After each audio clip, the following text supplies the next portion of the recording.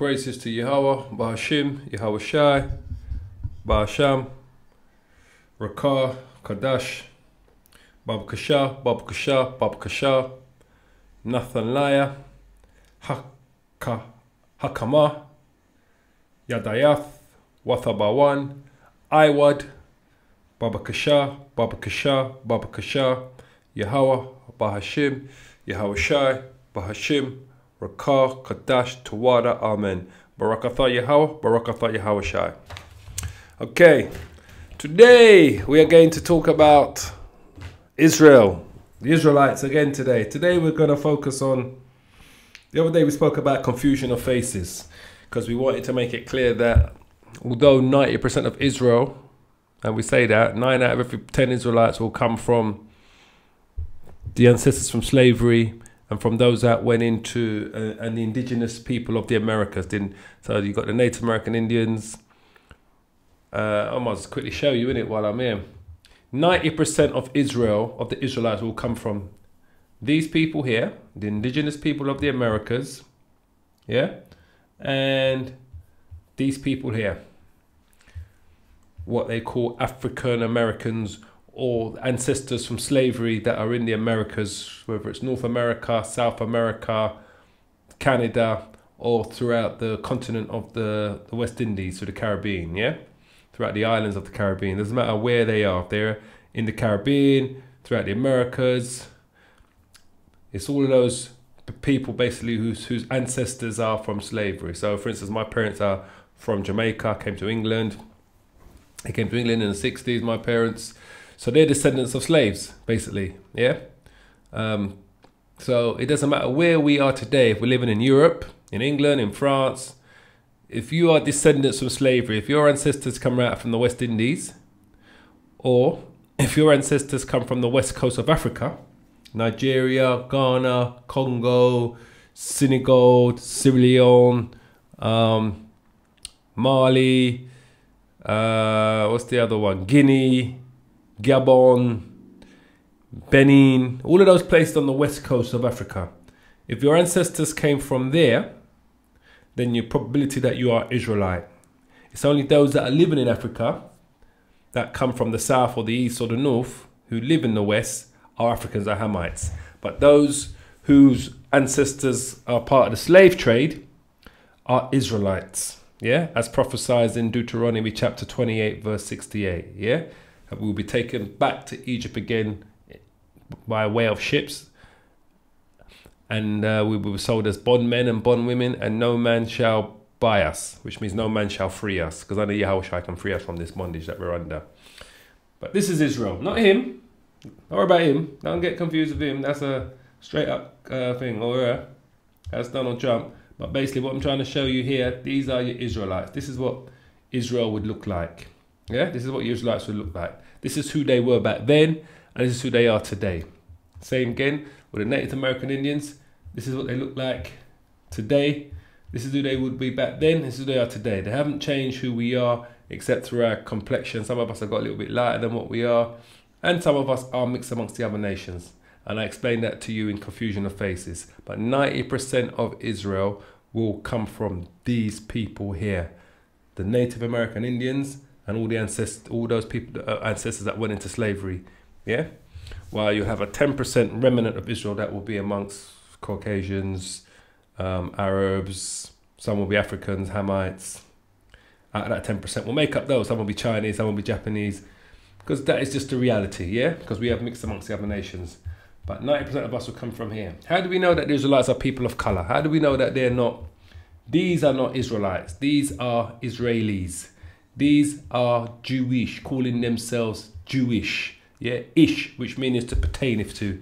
These are not Israelites. These are not the people of the Bible. These people here are not the biblical Israelites. These are converts, yeah. These here, all these Israelis you see here, they're all converts. They converted to the to a religion called Judaism. Judaism is based on the Talmud, yeah, the Talmud and the Torah. Judaism is based on those two books. They very rarely go into the Tanakh, which is the rest of the Old Testament. It is mainly based on the Torah, the first 5 books of the scriptures, and the Talmud, The Talmud is a book which our wicked ancestors put together while they were living in Babylon, basically coming right from around about 600 BC, going right through. Those that stayed there, they created this book called the Talmud, and that was able to enable them to basically live a life according to what they decided, not according to the laws of the Torah, but these people live according to the Talmud. They use a book called this. I'm going to show you. It's called the Babylonian Talmud. This is what they study, and this is what they base their whole Judaism on. Babylonian Talmud. See it there? The Babylonian Talmud.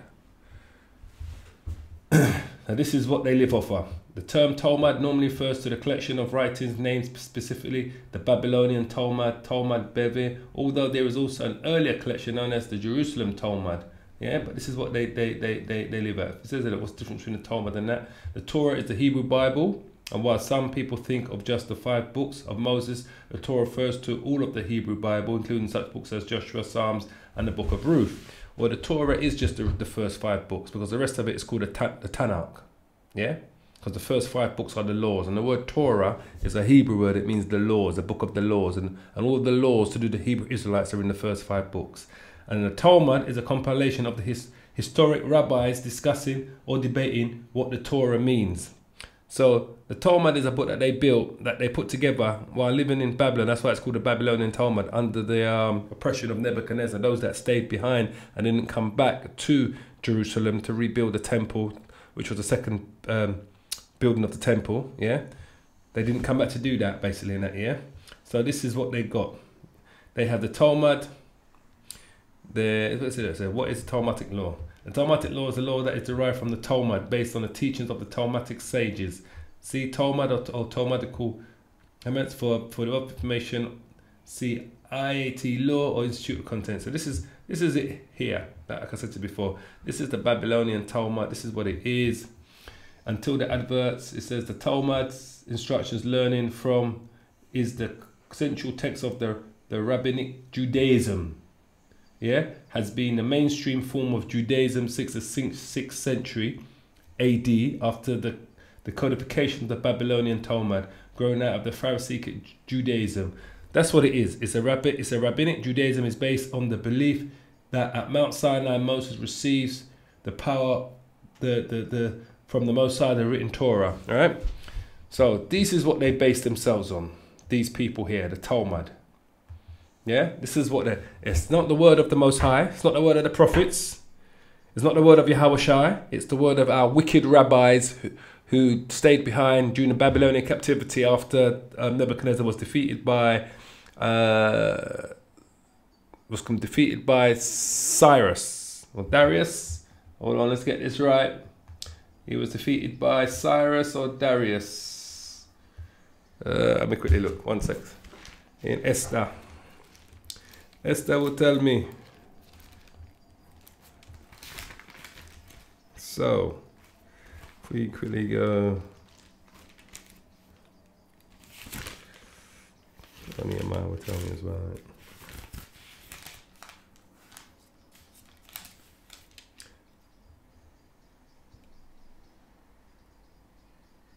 Yeah, it's Cyrus.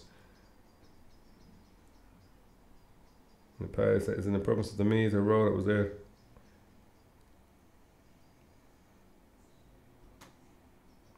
Yeah, it was Cyrus. It was Darius that had to look up the scrolls, but it was Cyrus.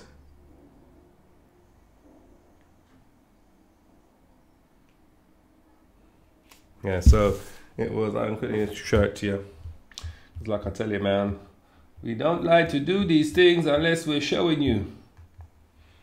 Yeah, when you need to always see what we're talking about, boy, whether it's secular or scripture. So I mean, what am I? Ezra 5, and I want Ezra 5 and 13. There you go. Because like I said, I know where everything is in my scriptures, just everything's marked out. I know that's like my Bible, it's just like that. So it says, look, but in the first year of Cyrus, the king of Babylon, the same King Cyrus made a decree to build this house of the Most High. And the vessels also of gold and silver of the house of the Most High, which Nebuchadnezzar took out of the temple that was in Jerusalem, and brought them into the temple of Babylon, those did Cyrus the king take out of the temple of Babylon, and they were delivered unto one whose name was Sheshbazzar, whom he had made governor. And he said unto him, take these vessels, go and carry them into the temple that is in Jerusalem, and let the house of the Most High be builded in this place. Yeah, so that's what he went there basically, because that's when Cyrus took down Nebuchadnezzar, and we were released from our bondage. We've done 70 years of our bondage, but some of us stayed in Babylon, while some of us went, majority of us went and left to go back to Jerusalem, basically. Yeah, so that's when the Tolman was put together. But anyway, so like I like to say before, the Israelites are a nation of people of color.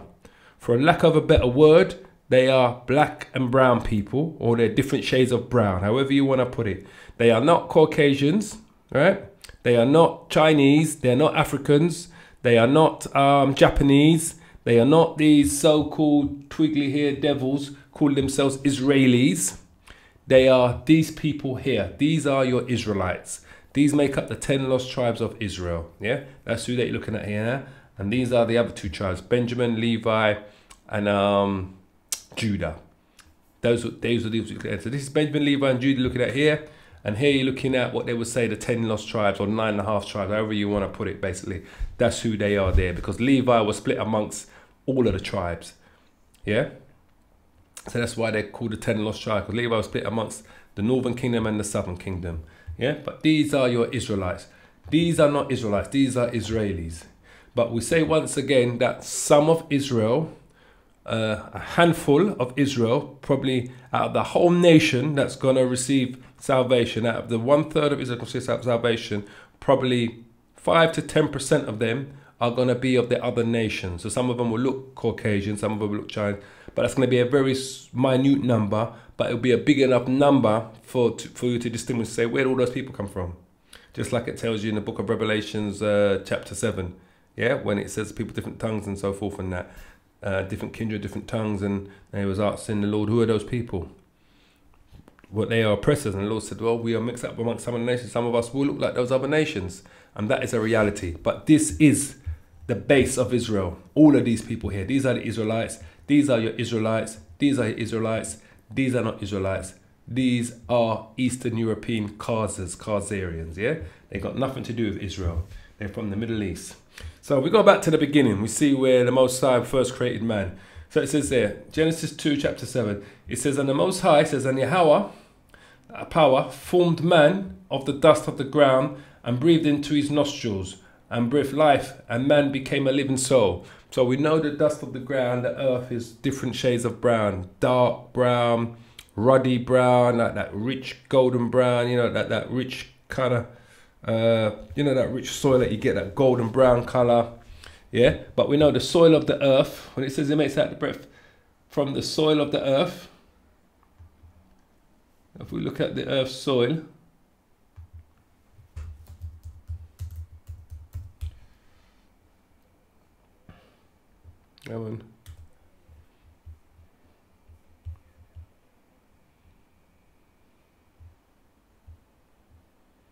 just showing you different minerals. I look at images of the soil of the earth. There you go. That's the soil of the earth. It's not white, it's not red, it's not Caucasian, right? It's not yellow, Chinese. It is different shades of brown, the soil of the earth. It's got dark brown, like what you see here. And here it looks black. That's dark brown. And then you got the red color looking brown. You know, that red soil looking. You got that clay. That's what they would call ruddy. That red kind of looking. You know, you got those black people that have that complexion, that brownish complexion. They call them ruddy. That's where it comes from. Yeah. But this is what the Lord made man out from the soil of the earth. He didn't make him out of the grass or the mountains or the elements of the sky. It was the soil of the earth. And the soil of the earth, the dust of the ground, and breathed breath into his nostrils. And the dust of the ground is the soil of the earth, which is this color. So when man was made, he was a shade of brown. He may have been that brown. He may have been this brown. He may have been this one, dark brown here. He may have been this very dark brown here, but he was a shade of brown. His skin was full of melanin, the thing that protects you from the sun. You think the Most High made man in his own image and forgot the most important ingredient, the thing that is going to protect them from the same thing that he created to give them life, to grow them food, and to give them life, the sun. That he's not going to make them with that melanin in their skin that gives them this color to protect them from it. Come on, people. The Most High didn't make Caucasians. Caucasians came from us. We gave birth to the Caucasians.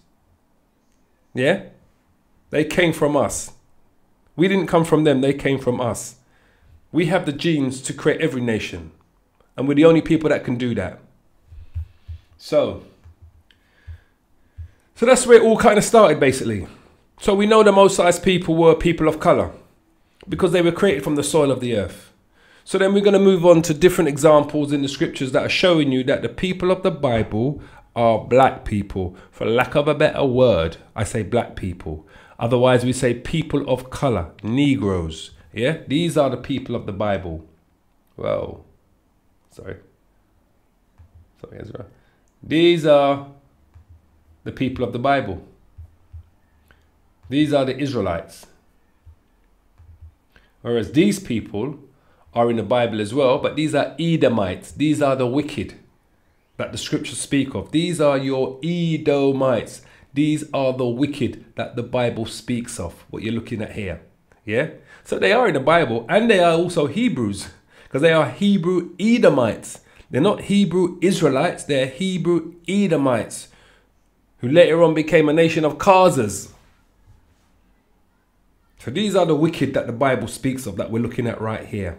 Yeah? Whereas these are the righteous of the Bible. These are the Israelites. These are God's chosen people. These are the apple of the Most High's eye. These are the righteous, the apple of his eye. I'm not saying they're righteous today, all these people, because 2/3 of our own people, and I said this before, are going to die during the second coming of our Lord and Savior, Yahweh Shai, and during World War III. So during the combination of those two things, when our Lord and Savior comes to bring salvation to the 1/3 of Israel, 2/3 of our own people are going to die during the destruction. Yeah?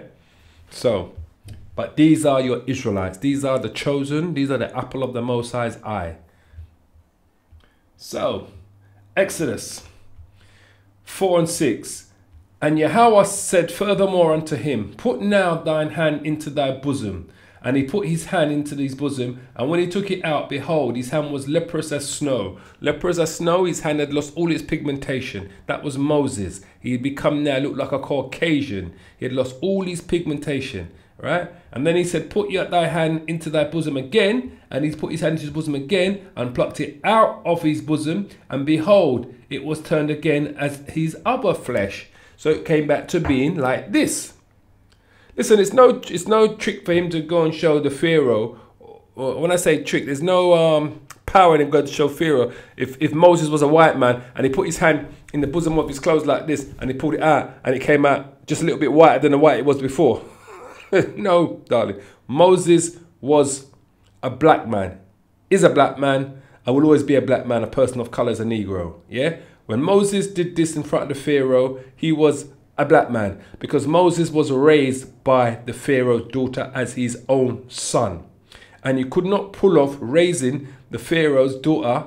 The daughter could not pull off raising Moses as her own son. Because remember, the Egyptians are not these people you see in Egypt today. Those are Arabs. Those are people who descend from the Turks, when the Ottomans controlled all of northern Africa and the Middle East for 500 years. That's who they are. Your original Egyptians are what we call Sudanese. Those people living in Sudan, and the Nubians, and those people that are called the Nubians that live in the south of Egypt, are the Egyptians. Yeah?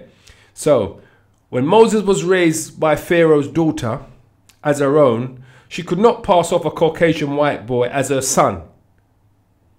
When she is black, her father's black, her other son that she got is black. Her nephews, her nieces, everyone around there is black. But somehow Moses is this white child that we're going to raise and the whole world's going to believe it because we're the pharaohs? I don't think so. Because not having pigmentation in your skin was considered leprous back in biblical times. Because there was two types of leprous people they had. The ones that had all the sores, that grew the sores and the boils and that came on their hands and their skin was rotting away. And the ones that what we call today, we call it, what they call it, when they lose all their pigmentation in their skin. I forget what they call it. There's a word where they call it when you lose all the pigmentation in your skin. They have a word for it today. It's called, let's have a look, hold on. Lose skin pigmentation.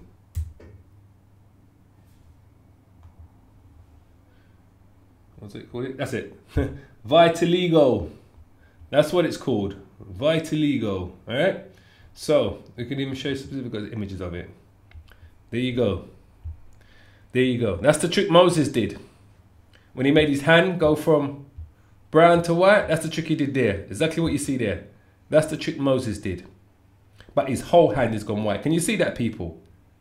How that black person looks Caucasian, who's got vitiligo, losing all the pigmentation. That's the trick Moses pulled. Vitiligo. That's the trick he pulled. That's what he showed, the power that he showed the pharaohs. And the Lord said to him, this is what you're going to do to him. You're going to put your hand in your body, you're going to put it out again. And that's what it is. And that's what you would call a clean leper. Yeah, that's lost all their pigmentation. It's called clean leprosy. It tells you about it in the Bible. It describes it in Leviticus. You've got clean leprosy and you've got unclean leprosy. The unclean ones, where you get all the boils and the scabs and you become ill. The clean one is just when you lose all your pigmentation. That's what they call leprosy. Today we call it vertigo. Vertigo? Yeah, that's what we call it. Am I pronouncing it right? Vertigo. Yeah, vitiligo. That's what they call it. Yeah. So just so you know that's what that is. That is spoken about in the Bible. This is. Yeah. This is the hand trick. Look. This is the hand trick Moses did. Look at this. Look at this brother's hand here. When you look at the part where he's lost all his pigmentation, he just looks like a white man on those parts. Like a typical white man. You would know no difference. If his whole skin lost all his pigmentation, you wouldn't know that he was a black man until you see his hair. You'd know, okay, that's what he's got. Vertigo, he's a clean leper. So when it says here, it says, and the Lord said furthermore unto him, put now thy hand into thy bosom. And he put it in his hand, and his bosom, and he put his hand into his bosom. And when he took it out, behold, his hand was as leprous as snow. See? And that's what that is, leprous as snow. That's what happened. Yeah? And then when he put it back, and he said, put thy hand into thy bosom again. So he put it back in his bosom again. And he put his hand into the bosom again and plucked it out of his bosom. And behold, it was turned again as his other flesh. So when he put it back again, he got back his pigmentation. But that's what it is. We call it vertigo. It's leprosy. But then you had clean leprosy and unclean leprosy. It's as simple as that.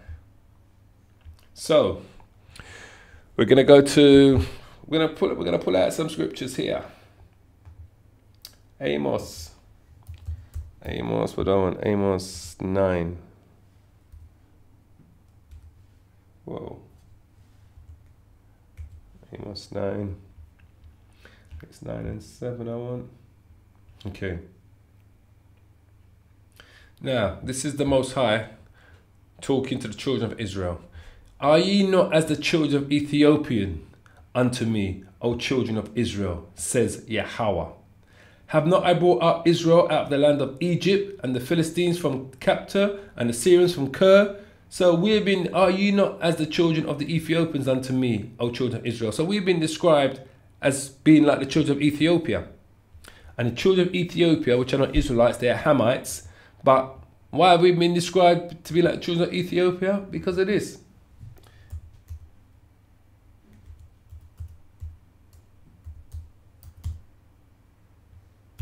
For the sake of Ethiopian people, so you can see.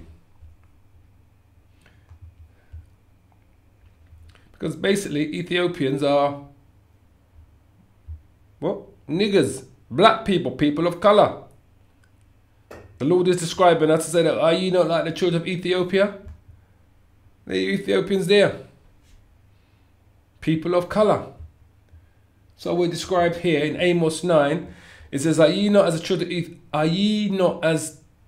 of the Ethiopians unto me, O children of Israel, says Yahweh? Have not I brought up Israel out of the land of Egypt, and the Philistines from Captor? and the Syrians from Ker. Behold, the eyes of Yahweh are upon the sinful kingdom. It surely is, and I will destroy it from the face of the earth, saving that I will not utterly destroy the house of Jacob, says Yahweh.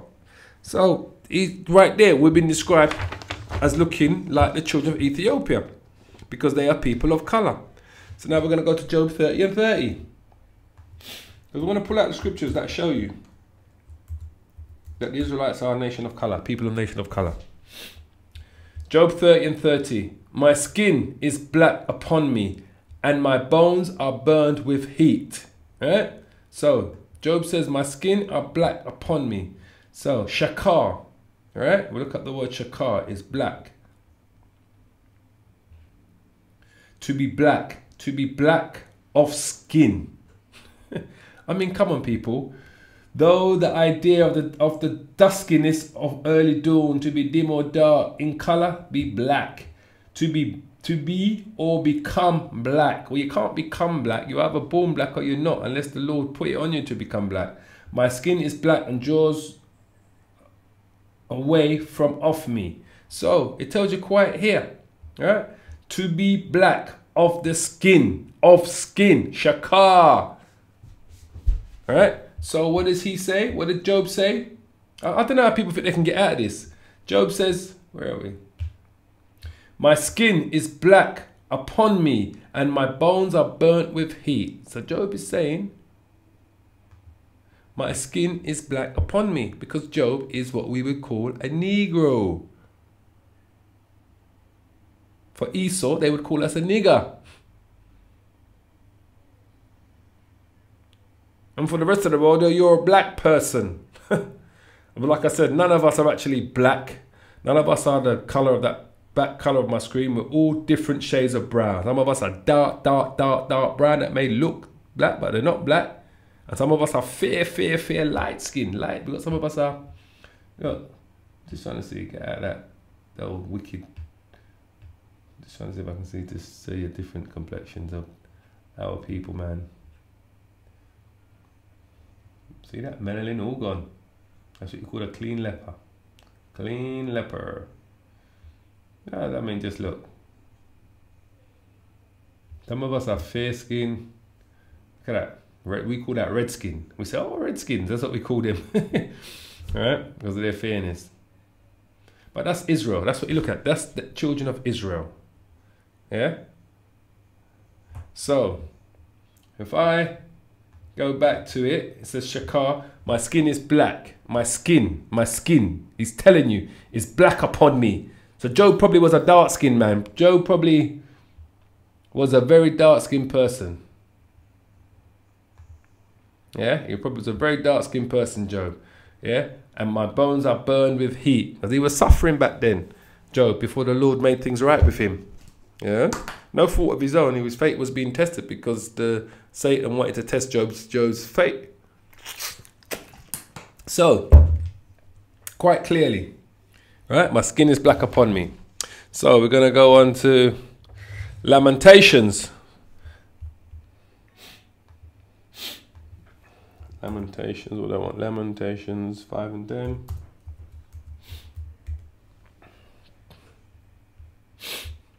Our skin was black like an oven because of the terrible famine. They ravished the women in Zion and the maids in the cities of Judah. All right? So, let's go and look at that word black again here. Our skin was black, kamar. To yearn, to be kindled, be black, hot, grow, warm, tender, be, grow hot, become emotionally agitated, to grow, warm, tender, to be, grow, right? So they've got here it as kamar, right? So it says kindred, to the root, to grow, to become warm, to glow, to be burnt or scorched. I'm very sorry. Well, we don't get burnt or scorched to get like this. We're born like this, people. Yeah? So it's telling you, so figuratively, to be deeply affected with passion, love or pity, right? This is not talking about it being figuratively, i.e. by implication, to shrivel as with heat, right? It says figuratively to be deeply affected with passion, love or pity, be black, no, be kindled, yearn, to intertwine or contact, i.e. by implication, to shrivel. Right? So they're trying to say here, because that should be shakar again. My skin is black upon me. Right? Just like how you saw in Job 30. My skin is black upon me. Yeah? He says the same thing here.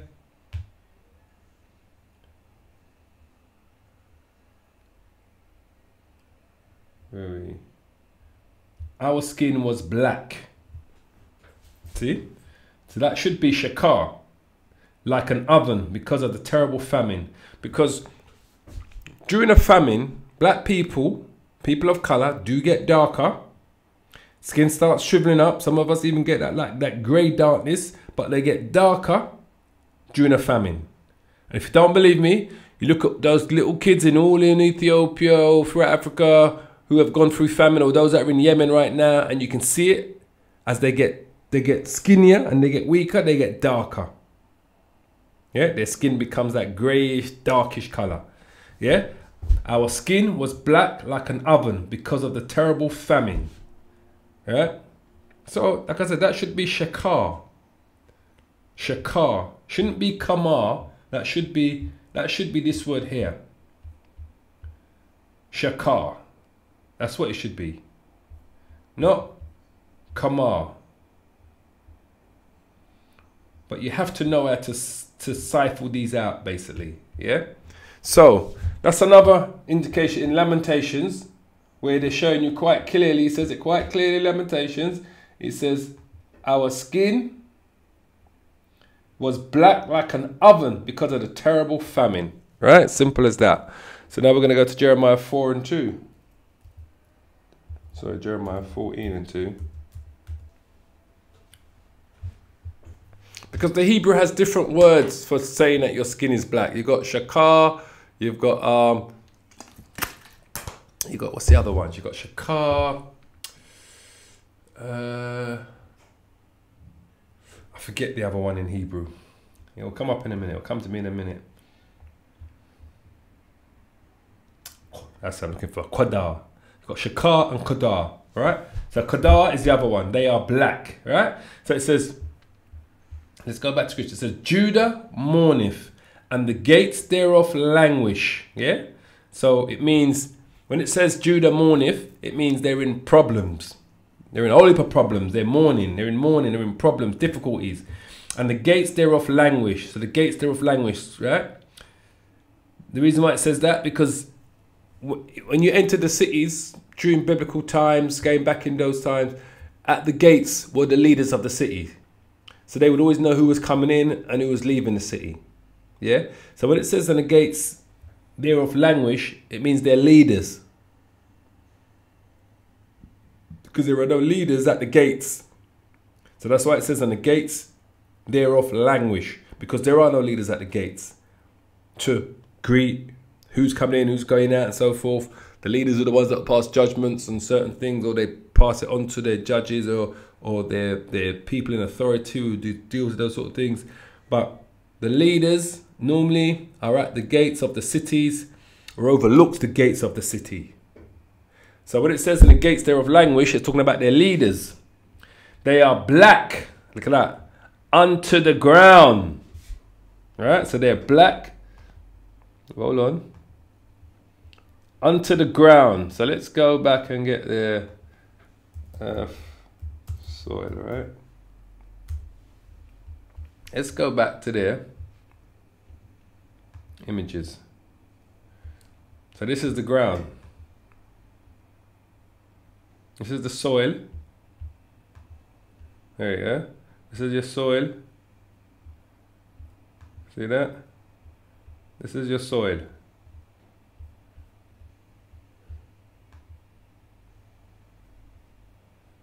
See?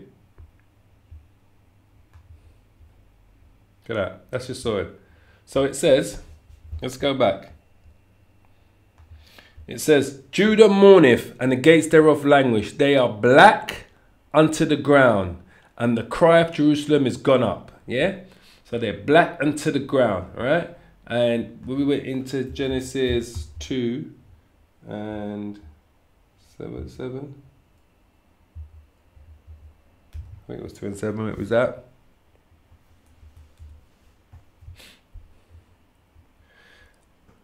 And Yahweh formed man of the dust of the ground and breathed into his nostrils the breath of life. Listen. And man became a living soul. So he created man from this soil here. And what did Jeremiah say? Jeremiah said, Judah mourneth, and the gates thereof languish. They are what? Black unto the ground. The same ground that the Most High created man out of, the Israelites out of, and all of the nations. Yeah? And the cry of Jerusalem is gone up. All right? So, Israel was created from the dust of the ground. The word black here means kadar. So let's look at what that means, kadar. Kadar, to mourn, be dark, to be dark, to be darkened, to cause to mourn, to grow dark. I don't know how you grow dark. Right? That's why I say you got to be very careful. Right? I don't know how you grow dark, but what I do know is this. A primitive root to the ashi, i.e. dark coloured, because that's what that means. Dark skin, dark coloured, kadar. By implication, to mourn in sackcloth or sordid garments, be blackish. Yeah? Make darken, heavily, cause to mourn. Right? So it says, to be of a dirty, they're terrible, isn't it? Blackish colour. That's how much they hate us, you know. They find it hard to even put these truths in there. Right? He's got here. It says, look. It says, to be of a dirty, blackish colour. As of, look at that, listen to that. As of sunburnt skin. Right? So it's got Job 30 and 28. To be darkened as the day of the sun and the moon. Right? To cause to mourn, to darken. Right? So they must think as a sunburnt skin. So this is how these wicked Caucasians try to interpret this. Oh, these were people that had olive skins. Well, olive only has two colours, green or black. Right? Oh, these are people, Caucasians, or what they want to call Arabs that lived in the Middle East, right? Who got dark by the sun. I'm sorry, but the sun ain't going to make you black, right? The sun ain't going to keep you dark always, because you're not always going to have sun to keep you a certain colour. And even if it does, it's not going to make you black, for lack of a better word, a person of colour, right? It will make them a little bit brown. And then those that have already got, what do you call it? Those that have already got melanin in their skin, you know, like the Italians, the Sicilians and that, will get even darker. But it's not gonna, the sun is not gonna, I like that, to be darkened as the day of the sun, right? It says to be of a dirty, blackish colour. Blackish. Yeah? Okay, you could say blackish because it's actually black, but it's nearly black, as of a sunburnt skin. Well, we're not dirty. And we are probably of a blackish colour because we're not black, we're different shades of brown, yeah? And we don't have sunburnt skin to be darkened as the day of the sun, yeah? So this is once again Kodar. Kodar means dark coloured, dark skin. That's exactly what Kodar means in the Hebrew. Dark coloured, dark skin. They know in, is it the Latin where they call you tawny? And then they have swatted, another one they use, tawny. All of those mean dark skin. Yeah, just like our Kodar. Kodar means dark skin. It's got dark colour, but it's actually dark skin. So when you see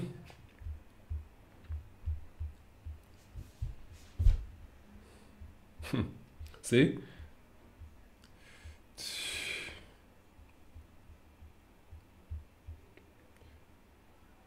which are blackish by reason of the ice wherein the snow is hid. It's just showing different places where it's being placed.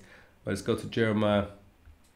It says, so it says, Judah mourneth, and the gates thereof languish. They are black unto the ground. They are dark-skinned unto the ground. And the cry of Jerusalem goes up in them. Yeah? They are dark-skinned unto the ground. And then you've got Jeremiah 8 and 21. For the hurt of the daughter of my people, I am hurt. I am what? Black. Astonishment has taken hold of me. And what is this black here again? That should be Kodar again, I believe. Kodar. Yeah? Once again, Kodar. Blackish, darkened, dark, Well, like I said, this is what it actually means, i.e. dark coloured, which is dark skinned. By implication, to mourn. Yeah? Blackish. Well, like I said, blackish, you can use that because we're not black. We are blackish, different shades of brown. Yeah? Darkened. Well, we're permanently darkened. To be of a dirty blackish colour. Colour, people. And that's what we are, a blackish colour, different shades of brown. We're not dirty, but we are a blackish colour. So, when it tells you here, where are we?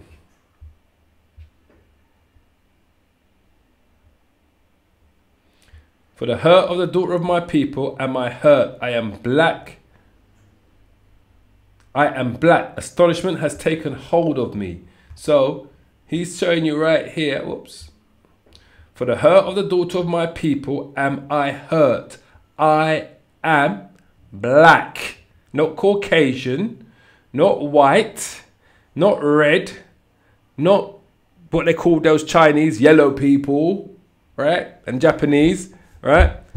I am black, black, kodar, dark skin, and astonishment has taken hold on me. So, Jeremiah showing you right there. Jeremiah's telling you, I am black. Could you imagine if that said, I am white? These people, they wouldn't put it in your face to make you know. But like we tell you before, the Israelites, the people of the Bible, are a nation of people of color. For a lack of a better word, they are Negroes and Native American Indians, black people, people of color. That's who they are. All right. So we go on to the next one. Acts. I'm going to quickly Acts. We want Acts 13, and what about Acts 13? Should be all right. Go away, you.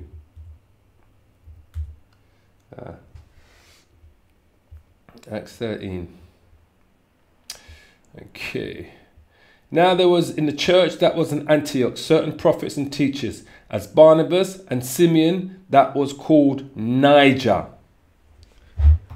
That's where the word nigger actually comes from, people. And Lucius of Cyrene and Manaen, which had been brought up with Herod the Tetrarch and Saul. All right? Simeon called Niger. So there was Simeon called Niger. See that? Niger, or if you want to say it, nigger, equals what? Black. Surname of the prophet Simeon.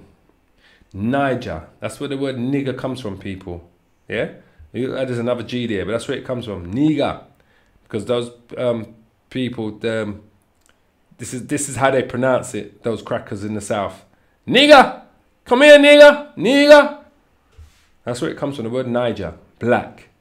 So, what does he say? Now there were in the church that was at Antioch certain prophets and teachers, as Barnabas and Simeon, that was called Niger. Simeon the Black. He was one of the disciples, just like Barnabas was one of the disciples. And Lucius of Cyrene and Manaen, which they had been brought up with Herod the Tetrarch and Saul. Yeah, because Simeon obviously probably was very dark skinned. Why they called him Simeon the Black. That was called Niger. Simeon the Black. That was called the Black. Because he probably was a very dark skin. So they probably gave him that nickname. So it's just another instance showing you again. And Simeon is, like I said, these are the apostles we're looking at here. Who are what? Israelites. Not of any other nation. They're Israelites. Alright. So we'll go to here again. So let's go to 10. Genesis, what do I want? 10, 1, 6.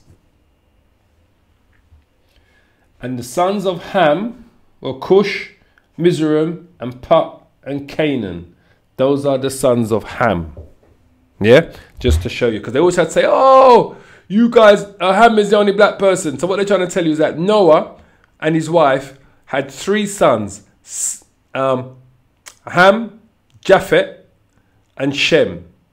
And this is what the world tries to sell you people, and your churches, your deacons, your Mormons, your Catholics, right, and society. Oh, Ham was the only one that's black. That's why he was given the land of Africa. And the land of Africa was called Ham. And he had 4 sons, Cush, Mizraim, Put, and Canaan. No, people. Ham was the forefather of the Africans? Absolutely. Ham is a black man? Absolutely. Ham is a dark-skinned man? Absolutely. So is Japhet. Japhet is a black man as too? Absolutely. Shem, his other son, which is the firstborn, is a black man as well. Absolutely. Noah was a black man. Absolutely. And so was Noah's wife. Because I'll tell you this again, 2 white Caucasians cannot give birth to a black child. They do not have the genes. Any scientist in the world would tell you that. And if they're able to do it, all it means is that their ancestry in their bloodline goes back to our people, either to an Israelite or an African, Hamite, or a black person of another nation. Could be from the Ishmaelites, the Arabs, but they would have to go back to a person of color in their ancestry line if they were able to what they call I forget the word that they use. They call it when they give birth to a child. They call it a throwback. It's a throwback, they call it. Where out of a sudden, boom, these 2 couples who may be white have given birth to a black child. Don't understand how. If they would check their ancestry, they say that they come from black people originally. That's how they were able to give that throwback. But short of that, if there's no throwback, if there's no ancestry connection to a person of color, they can't give birth. So Noah ain't giving birth to 2 white children, Shem and Japhet, and then gives birth to a black son. Ham. Come on, people, man. Don't let them sell you this foolishness, right? We know that. They all come from us, all of them. The Chinese, the Japanese, the Arabs, the Caucasians, all the nations come from people of color. They all come from us. Because in the beginning, all the nations were people of color. It's only over time and their migration and their mixing with other nations that you see them start to change and look differently. And it's mainly for their mixing with Esau, the Edomites. Because what did Esau go and do? What was the first thing Esau did when he disapproved of his dad? He didn't get the blessing from his dad, and Jacob got the blessing. What was the first thing Esau went and did? He went and seeked out a Canaanite and married a Canaanite. And what are the Canaanites? Here you go, Canaan is the son of Ham. They're Africans. That's the first thing he did, Esau. 1, to displease his dad, and 2, to get some melanin into his family line. Because he knows that we weren't meant to marry outside of our own nation. That's why when he did that, what did Abraham do? He sent away one of his servants to go to his brother-in-law, Laban, to go and get the daughter, his nephew. Laban is his nephew, the daughter of Laban, Rachel, yeah, to be wife for Isaac. And Isaac went with the servant. So no, Isaac stayed. It was Jacob that went with the servant to do the laboring, 7 years laboring for Rebekah and Leah. But Isaac, who is Jacob's father and Esau's father, didn't go. Abraham sent the servant to bring Rachel back, and she came back to where they were. I think they were in the land of Ur at the time, or they might have came out of there, or Shinar, and he brought them back basically. But that's the truth. So what I'm trying to show you here is that the first thing Esau did was go and marry a Canaanite. So please, people, don't be under any illusions to try and tell you that, oh, Noah was white, his wife was white, Shem was white, Japhet was white, and the only one that was born black was Ham, his son. Fuck off, man. And they try to tell you it was a curse, this and that. Having this is a blessing. There's no curses involved. Being a Caucasian is a curse, because they have no melanin in their skin, and they know that. They have no protection, no natural protection from the atmosphere, from the sun, from the ultraviolet lights, the things that will kill them, that gives them skin cancer every day. We have it in us, part of us, build. That's why in athletics and sports and all these things, that's why we're stronger than them, faster than them. Whether it's boxing, sports, football, we're at the top of it all, mate. It's that melanin that we've got. It's that extra melanin energy that we have in our skin. Come on, man. Anyway, so I'm just trying to show you that there. So we're going to go to... let's go to Lamentations. Did I do that already? 4 and 7.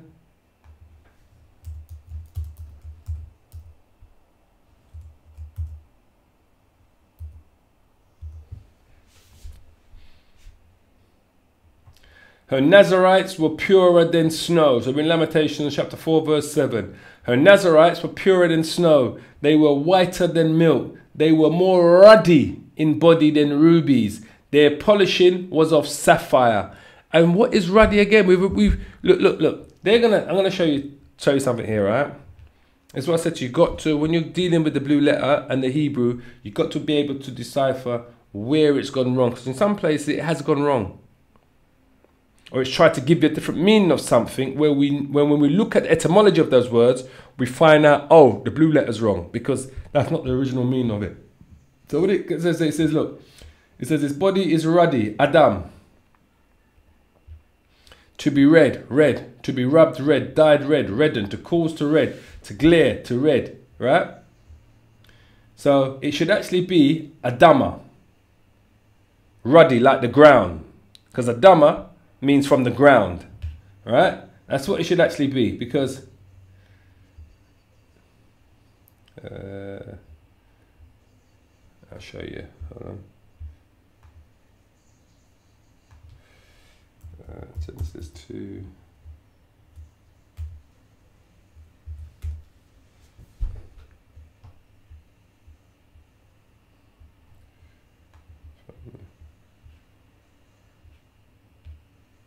Here, see? From the ground. Adama. That's what that word should actually be. Ground, the land, Adama. Alright? It's not Adam, it's Adama, from the ground. And if we look at ruddy, see you got the soil there. Let's look at whoa. One more peek. Ruddy. So if I said to you, ruddy cows. Look what colour they are, people.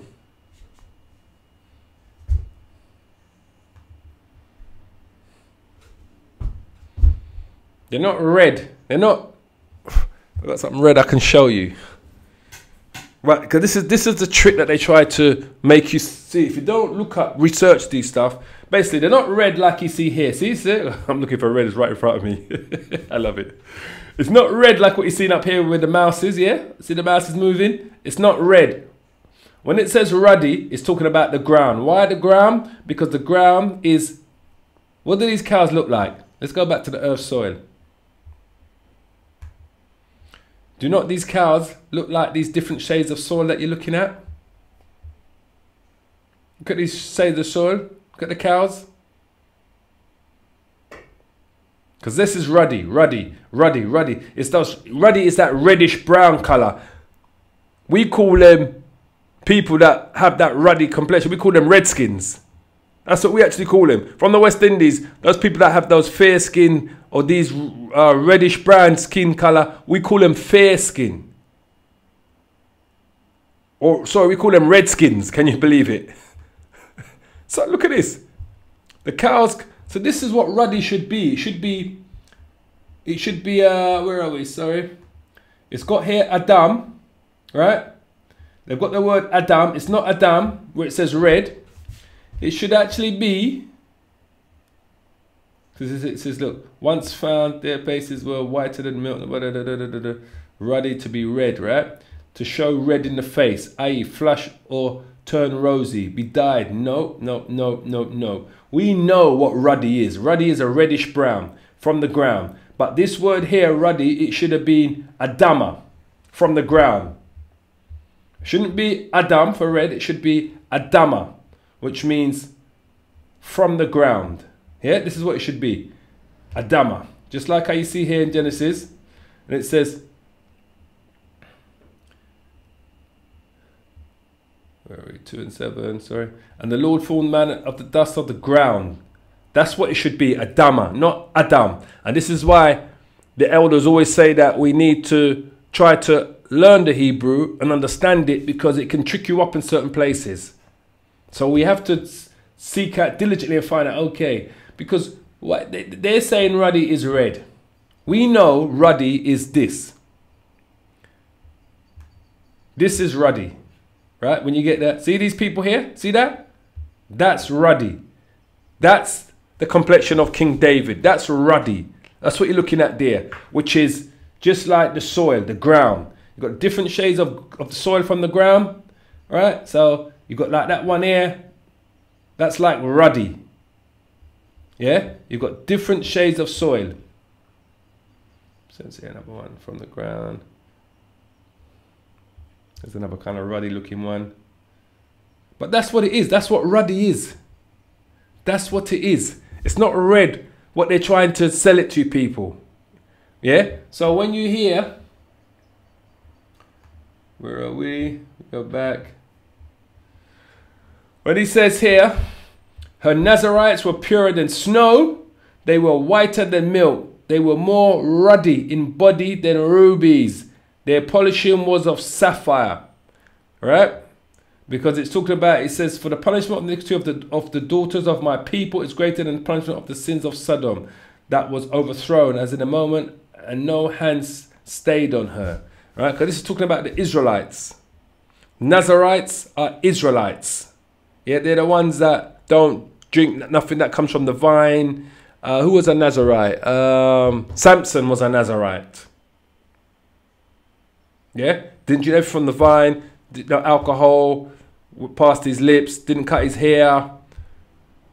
Didn't cut his beard. These are Nazarites. And that's what they're talking about. And he says his body is more ruddy than rubies. Yeah? So, and that's the colour they're talking about, people. So let's go and move on again, yeah? So, chapter 1. Let's go to... So if we go to Songs of Solomon, I'm going to show you another example. So we've got Adama. So we got Songs of Solomon. What do we want? Songs of Solomon. I want 5 and 10. See?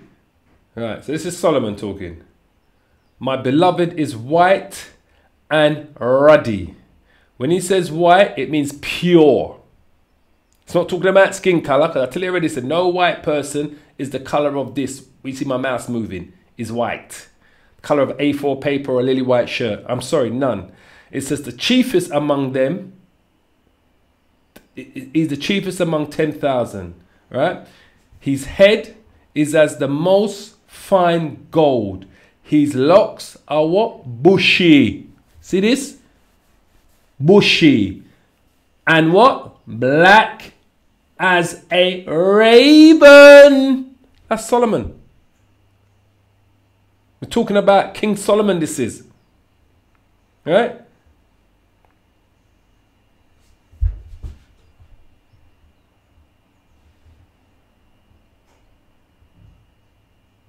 My beloved is white and ruddy, the chiefest among 10,000.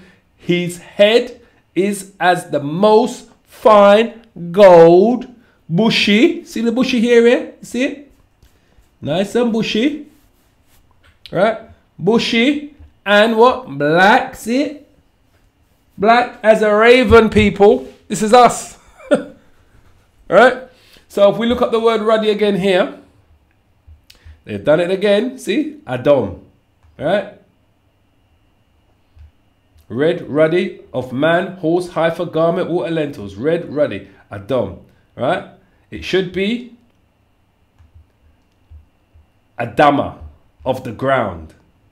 That's what it should be. Adama. Right? Not Adam. Not Adam or Adam. It should be Adama, of the ground. Right? But the fact that they know it's ruddy... There you go. This is ruddy. Ruddy ain't no red, what they're trying to show you actually like a red pen. You know, like the red of your blood. Right? Once you're bleeding, you see the red. That's not ruddy. Ruddy is a complexion. Yeah, reddish cows, which are that brown, that light brown, or that reddish brown. That's what they called ruddy. Always have been. And I think there was a place, where the Romans used to march, man, and they called that soil ruddy as well. I forget, man, where the sea is, near the Caspian Sea somewhere. And the whole soil is ruddy. The whole soil is like this. It's rich. Let's see another version of it. Like this. See that red earth or soil background? Can you see what I mean, people? They call that red earth, but that's not actually red.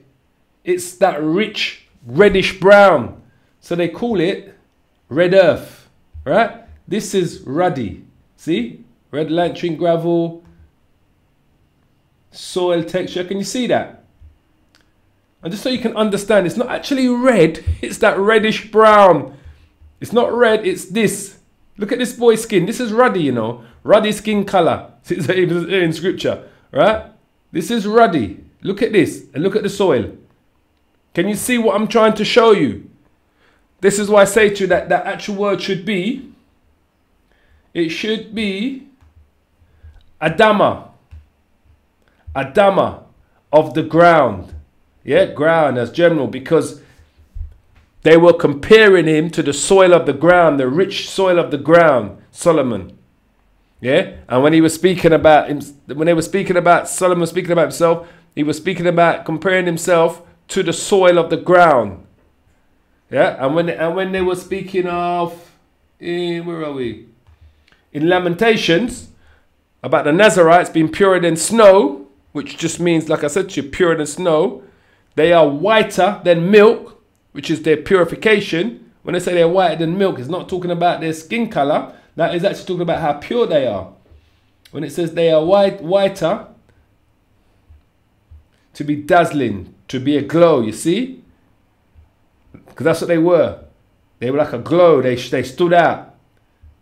White people, white doesn't glow, right? The color of a Caucasian whiteness does not glow, right? We all know that. It says, further, the significance of the shining and being bright is widely extended in the roots from the bilateral stock, also in those beginning with the softened letter and without any sibilant, right? And that's what that's talking about. When it says whiter than snow, it's talking about glow, how they were, you know, like when someone says, oh man, you got like to be purer than snow. It's what's the right word to use?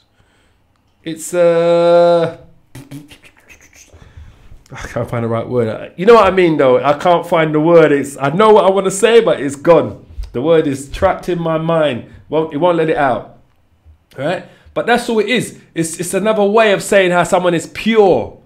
Their greatness. That's what it means. This is not saying, and that's why it shows you right here, to be dazzling, to be a glow, to glow. Because that's what it's saying. They're dazzling, they glow, they stand out. It doesn't mean their skin color. Alright, so this is why when you go back to it, it says, her Nazarites were purer than snow, they were whiter than milk, they were more ruddy in body. See that? They were more ruddy in body, more Adama, more like the ground in body than rubies. Their polishing was as a sapphire. So as I said before, that's the soil, that's what you call ruddy soil. Yeah? That's ruddy complexion.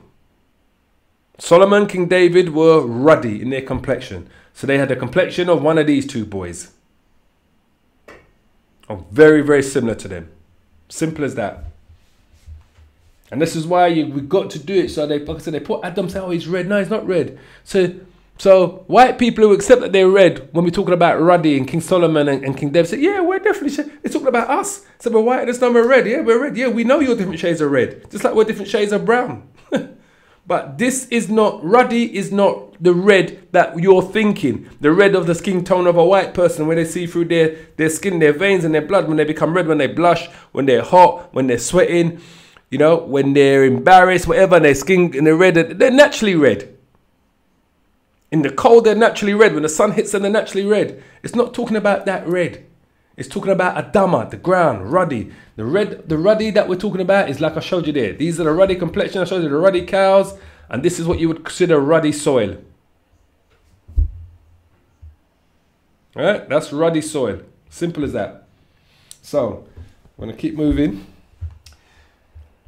I always started with the intention to do an hour, but I know it always goes over. It's my love for, it's my spirit of the Lord, boy. Okay, so we're going to go to, let's hit Genesis. Back in Genesis again, yeah? I'm going to go to Genesis 42. Yeah. So, Genesis 42 verse 1. Now when Jacob saw that there was corn in Egypt, Jacob said unto his sons, why do you look one upon another? And he said, behold, I have heard that there is corn in Egypt. Get you down thither and buy us from thence, that we may live and not die. And Joseph's 10 brethren went down to buy corn in Egypt. But Benjamin, Joseph's brother, Jacob, sent not with his brethren, for he said, lest peradventure mischief befall him, because Joseph had already didn't come back with the brothers, so he weren't sending Benjamin, which was actual Joseph's brother, same mother, and it was a baby as well, Benjamin. He weren't sending him. And the sons of Israel came to buy corn among those that came, for the famine was in the land of Canaan. Yeah, and Joseph was the governor over the land, and he it was that sold to all the people of the land. And Joseph's brethren came, yeah, and bowed down themselves before him with their faces to the earth. So all of these 10 brothers who he grew up with all his life bowed down to him, right? And Joseph saw his brethren, and he knew them, but made himself strange unto them, and spake roughly unto them. And he said unto them, whence comest ye? And they said, from the land of Canaan to buy food. And Joseph knew his brethren, but they knew not him. So check this out. So Joseph now is second in command of the pharaohs, of everything. He only answers to the pharaoh. He's the pharaoh's second in command, Joseph, throughout the whole land of Egypt and every territory that the Egyptians controlled. So when his brothers came to Egypt because of the famine to buy corn, right, check this out. Your 10 brothers who you grew up with all your life, who you haven't seen for 5 years, because it's probably about 5 years since he saw his brothers, because he spent a couple of years in prison, Joseph. He spent about a year working for the what's his name, the Pharaoh's captain of one of his guards, I forget his name, right? And then he spent a couple of years in prison because of the lie that the captain's wife said that Joseph tried to rape it, yeah? And then, before the famine kicked in, he probably was in that seat for a couple of years. Before the famine kicked in, his brothers finally came down to Egypt. So he probably had seen him for 5 or 6 years, I'm saying. I'm estimating this. I don't know for exactly, but I'm just saying it's probably about 5 or 6 years since his brothers. But he grew up with them. He was a young man when his brothers left him in the ditch for the Arab slave traders to take him and sell him to the Egyptians, yeah? Because they were afraid to kill him, so they just left him in the ditch and said, peradventure, let whatever happens to him. And some slave sellers saw him in the ditch, took him out and sold him to the Egyptians. And that's when the captain of the Egyptian guards bought him from the slave buyers and sellers and that, yeah? So check this out. They've come all this way to Egypt to get this food. So their brother's sitting up in the seat, and that's who they've got to deal with personally to get whatever corn or food they need. So they're looking at him and they're talking to him, right? So you're looking and you're talking to your brother, and you're telling me, and even though he disguised his voice, which is what it says right there, he spoke roughly to them, so they didn't really recognize his voice, because that's probably the first thing you'd pick up would be their voice. But if Joseph was Caucasian, was white, yeah, European, whatever you want to call it, yeah, if he was an Edomite, yeah, and he's sitting there amongst the Egyptians, and we all know the Egyptians are niggers, are black people, they are people of color, they are dark-skinned motherfuckers, the Egyptians, right? He's number 2. If he was a cracker, a white man, sitting amongst all those niggers, do you not think his brothers would think, hold on a minute, ain't that Joseph? That's definitely Joseph, because they know that, because they would have been, because remember, Jacob there was only 70 people amongst Jacob's tribe at the time, the Israelites at the time. There was only 70 of them, the sons, their wives and their children and Jacob, yeah? There was only 70. So Israel wasn't a nation yet. There was only 70 that made up the nation of Israel, and that's including Joseph and his 2 children that he had with the Egyptian princess, yeah, that he had the 2 kids for, Ephraim and Manasseh, all right?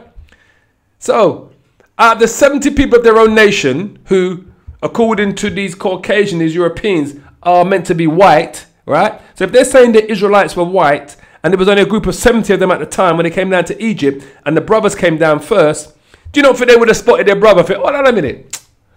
Oh, you tried to Joseph. You tried to change your voice upon me. Hold on a minute.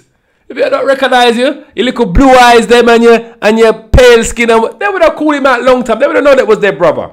But just like it says there, it says, and Joseph saw his brethren and he knew them. He knew his brother straight away. He recognized them straight away. He thought, oh, that was 10 niggas. They're my brothers, mate. What's I going to deal with them? I'm going to talk to them funny. Right? And it was easier for him to disguise himself. Why? Because he's there amongst pure niggas. He just looked like he's dressed like he would have definitely been dressed like an Egyptian. And that would have made it even worse. Because he's just like, he looks like the Egyptians. Why would they think he's their brother? So as it says, but made himself strange unto them, and spake roughly unto them, and he said unto them, whence come ye? And they said, from the land of Canaan to buy food. And Joseph knew his brethren, but they knew not him. Simple. And all he did was disguise his voice. It tells you up here, it says, and Joseph was governor of the land, and that he was sold to all the people in the land. And Joseph's brethren came and bowed down themselves before him with their faces to the earth. So they're sitting right in front of him, you know, and they bow down. Listen, man, I grew with my brothers, right? They went to America when I was 16. I didn't go back and join them until 6 years later. You think those 6 years I spent apart when the first time I saw a brother, I thought, oh, is that my brother? Come on, man. Come on. I ain't going to forget the people that you grow and born and you grow up with because you've been apart for 5 years. And he said, look, and Joseph's brethren came and bowed down themselves before him with their faces to the earth. Now listen carefully, people, right? So he says, and Joseph saw his brethren, and he knew them, but they made himself strange unto them, and spake roughly unto them. So make himself strange unto them because he probably was in the Egyptian garments, and he spoke roughly to them. So probably he used a coarse voice. Yo, what you want? How much corn you want? What do you say you want? Two talent? 3 talent? Worth a corn? Alright, show me the bag them. Said probably don't recognize his voice and the rest of it and that, right? But he knew them straight away. But if he was a Caucasian and they were Caucasians, they would have spotted him straight away and say, what are you trying to put on that voice for? That's Joseph, mate. Hey, Joseph. I could tell by your eyes, your blue eyes and this. They would know that it's this. So that's another fallacy that they try to tell you, that the Israelites were a nation of white people or Europeans or Caucasians. No.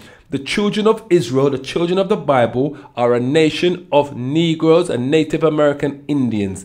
Those who make up the 12 tribes of Israel. Simple as that. That's who they are today, and that's who they were back then. They were a nation of Negroes. It's just that I said before that there will be a small percentage, probably 5 to 10% of the whole of the diaspora, probably 5 to 10% of them will come from all the different other nations that don't look like Israel from appearance, according to scripture, but are Israel through the spirit, because all it is that they've married into a nation and they continue to marry into them until they start to look like them. But their ancestors may go back to us. Only a handful of those people are out there, people. Yeah?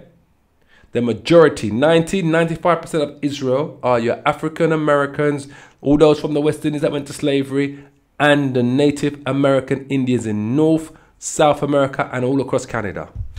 All right? So we're going to move up again.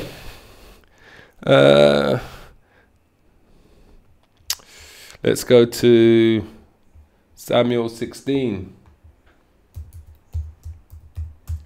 16, 22, whoa.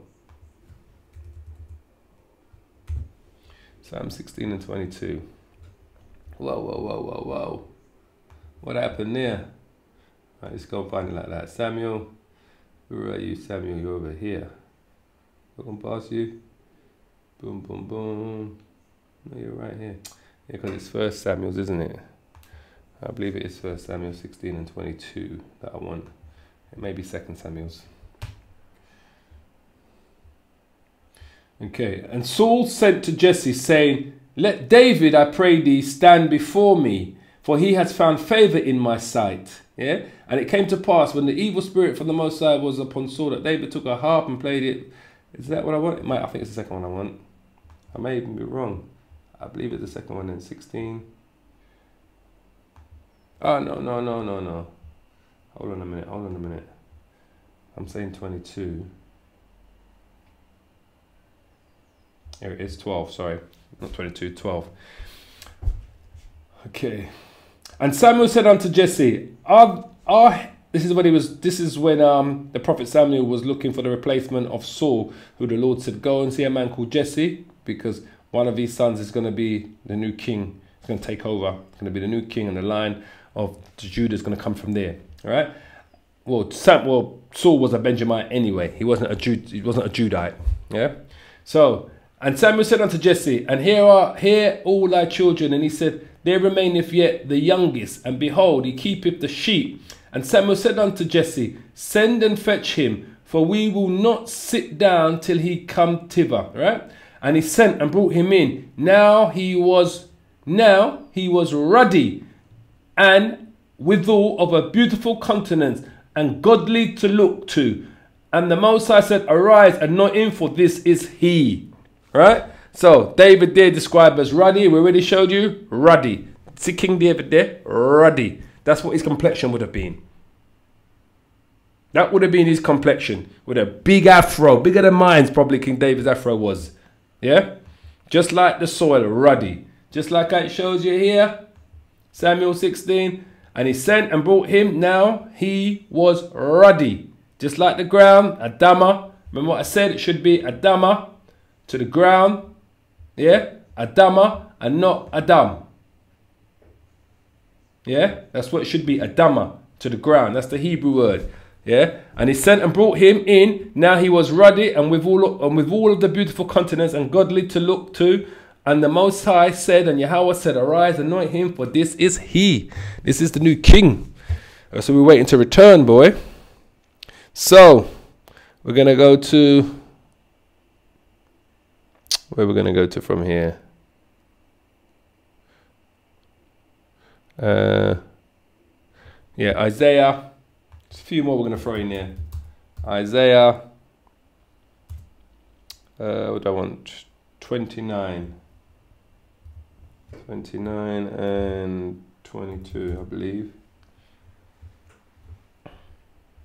Therefore, thus says Yahweh, who redeemed Abraham concerning the house of Jacob. Listen carefully, people. Jacob shall not now be ashamed, neither shall his face now wax pale. His face is never going to become Caucasian. So it says, neither shall his face now wax pale. All right, so let's see what that means. Shabbat, wax pale. See? To be white, grow pale. You see that? Now, when you're talking about Caucasians, it's showing you right there. To be white, to grow pale. Right? As with, see, wax pale. Yeah? Figuratively, to be splendidly noble, hence to become pale. Jacob shall never become white. He won't grow white, that we do know, right? That's what they're trying to show you. His face is never going to be wax pale. Yeah? Simple as that. Kawa, primitive word to blanch, as with shame, wax pale. Yeah? To be white, to grow pale. No, Jacob shall never wax. Jacob's face shall never be wax pale. Therefore, thus says Yahweh, who redeemed Abraham, yeah, concerning the house of Jacob. Jacob, are you listening carefully? All of you Europeans out there, and all you Israelis shall not now be ashamed. Jacob shall not now be ashamed, neither shall his face now wax pale. Jacob shall not now be ashamed, neither shall his face now be wax pale. Jacob shall not now be ashamed, neither shall his face be wax pale. See? Neither shall his face now wax pale. Neither shall his face now wax pale. That's what they've done. They've made us white. But that's not Israel. Israel are, these are your Israelites. And these are the Israelites. Remnants of us will come from other nations, but 90 to 95% of Israel are these people here you're looking at, and these people here. Only a handful is going to come from the different nations. Only a handful of people. That's why I made a video the other day called Confusion of Faces, to explain to you and how we were mixed up amongst the other nations, and why it was prophesied that we are going to be mixed up. why we're going to be amongst the other nations and why there's going to be a confusion of faces. It's because some of us will look Caucasian, some of us will look Chinese, Japanese, Africans, Arabs, but only a handful, only a minority, a small percentage, 5 to 10% max will look like that. I know I may have mentioned 20% before, but it's between 5 and 10%. When you're looking at the numbers, that's what it will be. It will be between 5 and 10%. Only a remnant of Israel will actually look like those other nations. But the majority of Israel, the core, the base of Israel is going to be all these people here and these lovely people here. Simple as that. So it said Jacob will not wax his face, will not, what's his name? Will never wax his face pale. Never going to wax our face pale. So this could never be Jacob because he's never going to wax his face pale. Yeah? And these are all pale-faced Edomites. Yeah? All of these, look at these. Look at these demons. Pale-faced Edomites. He will never wax his face pale. Never. So, we're going to quickly move on. A couple more scriptures to throw in there.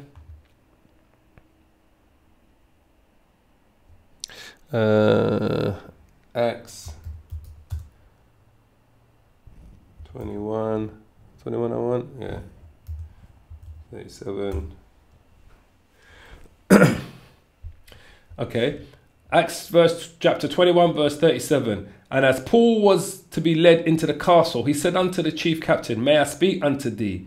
Who said, canst thou? He said, may I speak unto? He said, may I speak unto thee? Who said? He said, the captain replied to him, canst thou speak Greek? Art not thou, listen carefully, that Egyptian which before these days made us an uproar and led us out into the wilderness, 4,000 men that were murderers? But Paul says, I am a man which am a Jew, Israelite of Tarsus, a city in Cilicia, a citizen of no mean city, and I beseech thee, suffer me to speak unto the people. So the Roman captain looked at Paul and believed he was an Egyptian. Do you think Paul was a Caucasian?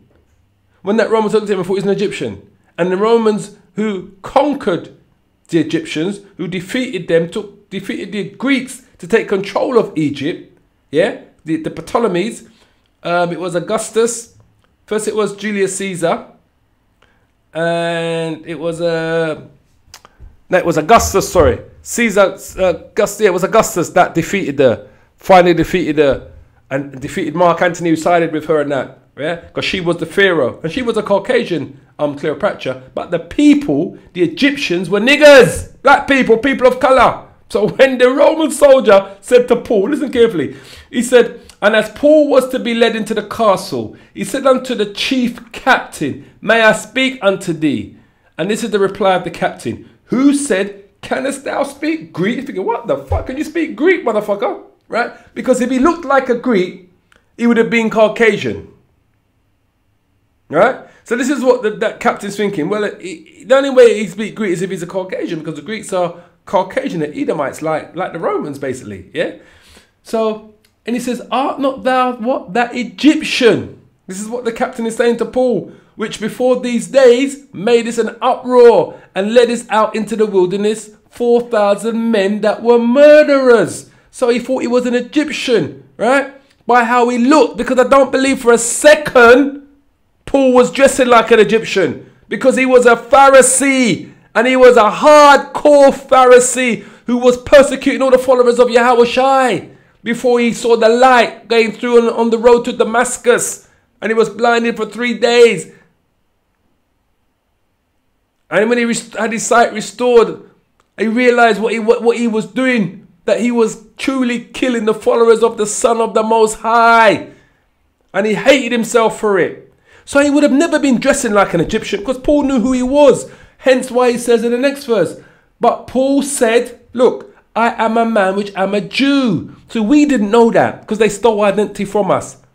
This captivity that we had under these Edomites, these Caucasians, they removed identity for us. So we couldn't say that. We had to discover this truth. But Paul knew who he was. So Paul ain't going to be dressing like an Egyptian, or like a Roman, or like a Greek.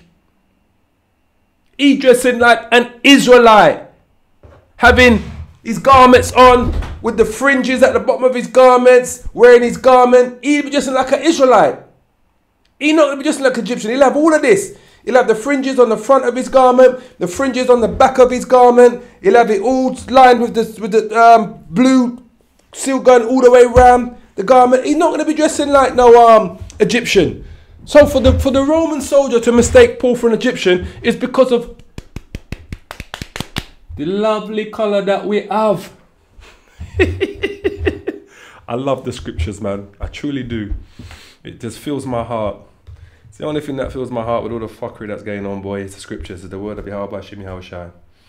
So anyway, so Paul is mistaken for an Egyptian by a Roman captain, a chief captain who would know. He's been in wars. He's travelled the lands. He's probably been in many wars. He probably was part of the legions that went and took control of Egypt, or afterwards or whatever. He's been all around. These legions, they don't sit there. They don't sit there. They're asses in Rome. They're out there fighting wars, taking lands, countries, and territory, and money, and whatever. And so he knows what the nations look like. He knows. So that's why he says to me. He said, "Who said, canst thou speak Greek?" What the fuck? This nigger can speak Greek. There was no racism back then, but I'm just using that. So he's thinking, man, what the fuck? This nigger can speak Greek. He says, I not doubt that nigger, that Egyptian, right? Which before these days made an uproar and led us out into the wilderness, 4,000 men that were murderers. Paul went, but Paul said, I am a man which am a Jew of Tarsus and the city of Cilicia, a citizen of no mean city, and I beseech thee, suffer me to speak unto the people. So, this is New Testament we're showing you.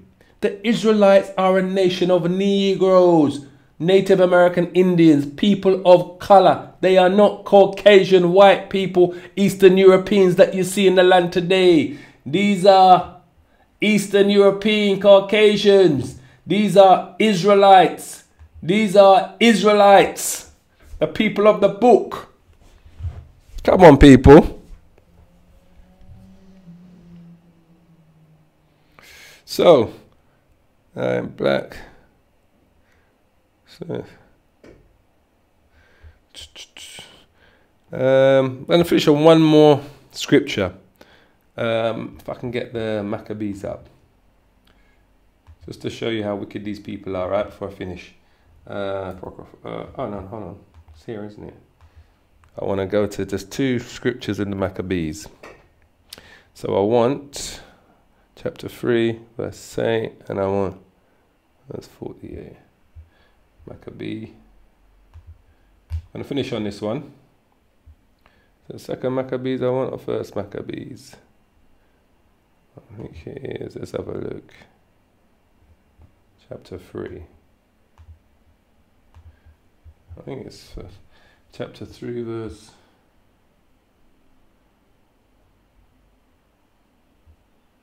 14.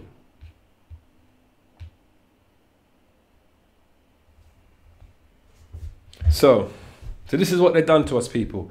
This is First Maccabees, chapter 3, verse 48. Yeah? And laid, he says, look. It says, wherefore the Israelites assembled themselves together and came to Mashpha over against Jerusalem. For in Mashpha was the place where they prayed aforetime in Israel. All right? Then they fasted that day and put on sackcloth and cast ashes upon their heads and rent their clothes and laid open the book of the law, wherein, listen, wherein the heathen had sought to paint the likeness of their images.